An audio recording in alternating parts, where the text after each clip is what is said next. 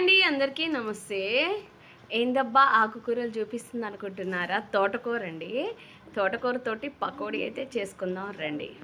ముందుగా అయితే ఒక అరకట్ట అయితే తోటకూర తీసుకున్నానండి. దాంట్లోకి అయితే ఒక కప్పుడు బియ్యం పిండి అయితే వేసాను. అంతేకాకుండా ఒక ఉల్లిపాయలు తీసుకున్నాను, పచ్చిమిర్చి వేసాను, జీలకర్ర, కారం, ఉప్పు, పసుపు అయితే వేసాను. అంతేకాకుండా ఇక ఉంటే అల్లం వెల్లుల్లి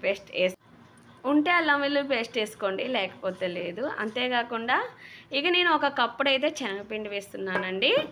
ఎందుకంటే శనగపిండి లేనిది పకోడీ అయితే రాదు కదా, అది టేస్ట్ కూడా ఉండదు. అందుకనేసి ఇక పకోడీ వేస్తున్నాను. ఇక ఆయిల్ అయితే డీప్ ఫ్రై చేసుకొని ఆ తర్వాత ఈ పకోడీ లాగా వేసుకుంటే తోటకూర పకోడీ అయితే చాలా టేస్టీగా ఉంటుంది. అంతేకాకుండా పిల్లలు తోటకూర అంటే తినరు కదా, పిల్లలు తోటకూర వండితే తినరు కదండి. అందుకనేసి ఇలా స్నాక్స్ టైప్లో పిల్లలకి తోటకూర పకోడీ ఇట్లా కొన్ని వెరైటీస్ చేసి పెడితే కమ్మగా తినేస్తారు, ఆకుకూరలు మంచిగా తినేస్తారు. అందుకనేసి పిల్లల కోసం మంచి స్నాక్స్ అయితే తోటకూర పకోడీ ఇట్లా ఎన్నో ఉన్నాయి. ఇంకా వెరైటీస్ తయారు చేసుకొని టేస్ట్ చేయండి. అంతేకాకుండా మన ఛానల్స్ని ఫాలో కండి, వీడియోస్ని చూస్తూ ఉండండి.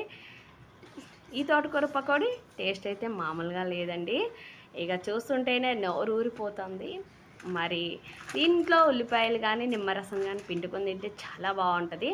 ఇక చాలా టేస్టీగా ఉంది. మరో వీడియోలో మళ్ళీ కలుస్తానండి.